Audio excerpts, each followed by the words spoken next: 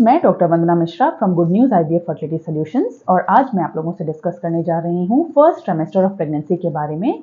और हम डेट्स कहाँ से कैलकुलेट करते हैं प्रेगनेंसी के, तो आपके लास्ट मेंस्ट्रुअल पीरियड से उसको कैलकुलेट करना शुरू कर देते हैं। मतलब कि अगर किसी महिला को पीरियड 1 अगस्त को आया और उनको फिर 1 सितंबर को पीरियड नहीं आया, तो 1 सितंबर के दिन अगर वो प्रेगनेंसी टेस्ट पॉजिटिव पाई जाती हैं तो उनके 4 वीक्स या पहला महीना प्रेगनेंसी का खत्म हो चुका है।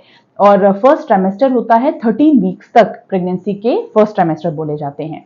और ये जो पहला 3 महीना होता है वो काफी क्रूशियल होता है, स्पेशली उनके लिए जिन्होंने आईवीएफ से या किसी ट्रीटमेंट के बाद प्रेगनेंसी पॉजिटिव हुई है जिनकी, उनके लिए ये काफी क्रूशियल फेज होता है।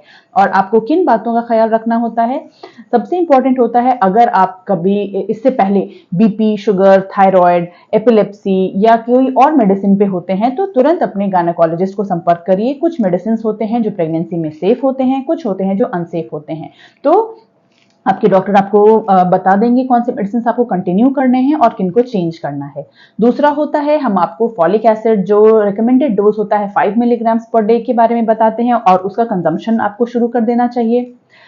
सेकेंड इंपॉर्टेंट होता है, कुछ एक सिम्टम्स कॉमन होते हैं और कुछ एक सिम्टम्स ऐसे होते हैं जो अगर आपको हों तो आप अपने गायनेकोलॉजिस्ट को मिलिए, जैसे कि मॉर्निंग सिकनेस ऑफ प्रेगनेंसी, जिसमें नॉजिया, वॉमिटिंग या जी मचलना या उल्टियां आना कॉमन होता है। और इसको हालांकि मॉर्निंग सिकनेस कहा जाता है, बट कुछ महिलाओं में ये मॉर्निंग में भी होता है, कुछ लोगों को ये शाम के वक्त होता है और कुछ को ये पूरे दिन ऐसे दिक्कतें बनी रह सकती हैं। तो अगर थोड़ी बहुत दिक्कत है और सिंपल मेडिसिन से अगर आपको ये मॉर्निंग सिकनेस कंट्रोल हो जाता है तो अच्छा है। पर अगर बहुत ज़्यादा वॉमिटिंग हो या आपको उसके बाद बहुत ज़्यादा वीकनेस फील होता है या रेस्पिरेटरी प्रॉब्लम्स या कीटोसिस जैसे साइंस दिखते हैं तो इसको हाइपरेमेसिस कहा जाता है। तो हम आपको कभी कभी आईवी फ्लूइड या आईवी मेडिकेशंस भी, इंट्रावीनस मेडिसिन के बारे में भी बताते हैं। तो अगर आपको बहुत ज़्यादा वॉमिटिंग हो रही है और डिहाइड्रेशन के फीचर्स हो रहे हैं तो अपने डॉक्टर को मिलिए। दूसरा होता है, इस दौरान कुछ लोगों को कॉन्स्टिपेशन भी हो सकता है, जो कि आपके बॉडी में क्योंकि कुछ हार्मोन्स का लेवल बहुत ज्यादा हाई हो रहा है और आंतों की मोटिलिटी या इंटेस्टाइनल मोटिलिटी थोड़ी हैम्पर हो जाती है, तो ये कॉन्स्टिपेशन हो सकता है।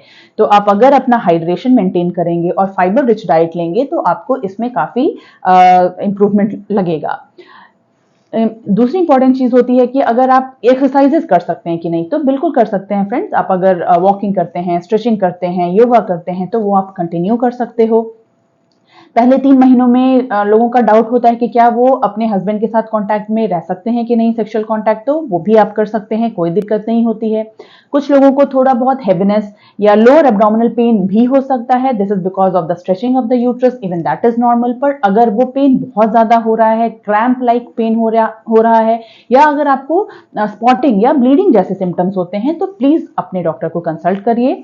ये कोई मिसकैरेजेस के सिम्टम्स भी हो सकते हैं, तो आपको मिलना चाहिए डॉक्टर से। और अगर कोई और सिम्टम्स, जैसे कि कुछ लोगों को स्किन पे दाग धब्बे होने शुरू हो जाते हैं, डार्कनिंग होनी शुरू हो जाती है स्किन, चीक बोन के पास की स्किन की, एक्जिला, नेक के पास या थाई, इनर थाई के पास में डार्कनिंग हो सकती है, दिस इज प्रिटी नॉर्मल इसके लिए।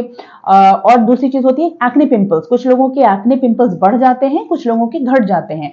पर अगर आपके एक्ने पिंपल्स बढ़ रहे हैं तो आप खुद से सेल्फ मेडिकेशन नहीं करिए, क्योंकि बहुत सारे एक्ने के मेडिसिन ऐसे होते हैं जैसे रेटिनॉल या आइसोट्रेटिनॉइंस जो कि प्रेगनेंसी में सेफ नहीं होते हैं। तो अगर आपको ज्यादा हो रहा है प्रॉब्लम एक्ने का तो अपने डॉक्टर को कंसल्ट करिए, जो आपको सेफ मेडिसिन बताएंगे।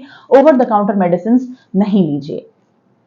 सेकेंड होता है यूरिनरी फ्रीक्वेंसी, पेशाब बार बार आ सकता है, ये भी नॉर्मल होता है in the first trimester of pregnancy. पर अगर आपको पेशाब में दिक्कत हो रही है, जैसे जलन होना, बर्निंग सेंसेशन होना, या आपको लगता है कि उसकी वॉइडिंग नहीं हो रही है, दर्द हो रहा है यूरिन करने में, तो फिर से ये यूटीआई या यूरिनरी ट्रैक्ट इन्फेक्शन के सिम्टम हो सकते हैं, तो आप मिल लीजिए।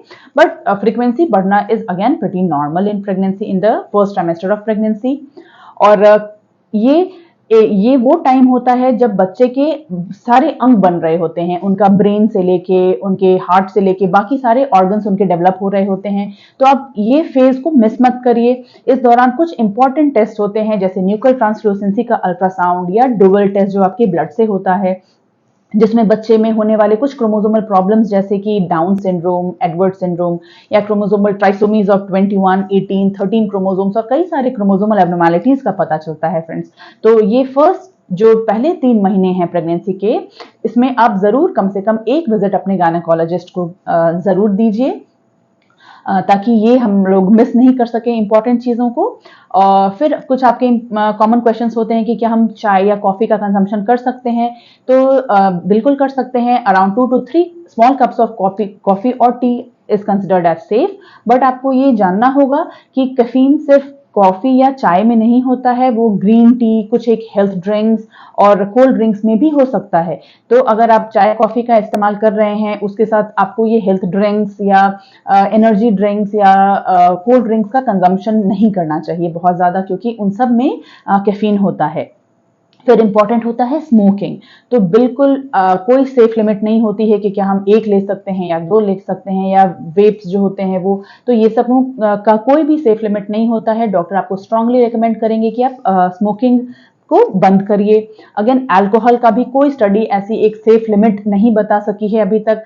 तो अल्कोहल काफ़ी ज़्यादा नुकसानदायक हो सकता है आपके बच्चे के लिए। उनको फीटल अल्कोहल सिंड्रोम जिसको बोलते हैं वो हो सकता है जिसमें उनके बिहेवियरल डिस्टर्बेंसेस होना या जो डेवलपमेंटल प्रॉब्लम्स होना या उनमें कुछ शारीरिक जो डेवलपमेंट हो रहा है उसमें भी प्रॉब्लम्स हो सकती हैं। तो आप अल्कोहल, रिक्रिएशनल ड्रग्स या स्मोकिंग से दूर रहिए और फॉलिक एसिड और मल्टीविटामिन्स का इस्तेमाल कर सकते हैं, जो कि आपको डॉक्टर आपके बताएंगे। और अगर आपके उससे पहले से कोई मेडिसिन चल रहे हैं, BP, sugar, thyroid, anti epileptics या एंटी डिप्रेसेंट्स या ऐसे कोई भी मेडिसिन होते हैं, तो जितनी जल्दी हो सके आप अपने डॉक्टर को मिलिए, क्योंकि कुछ एक मेडिसिन ऐसे होते हैं जो कि सेफ नहीं होते हैं और उनको चेंज करना पड़ सकता है।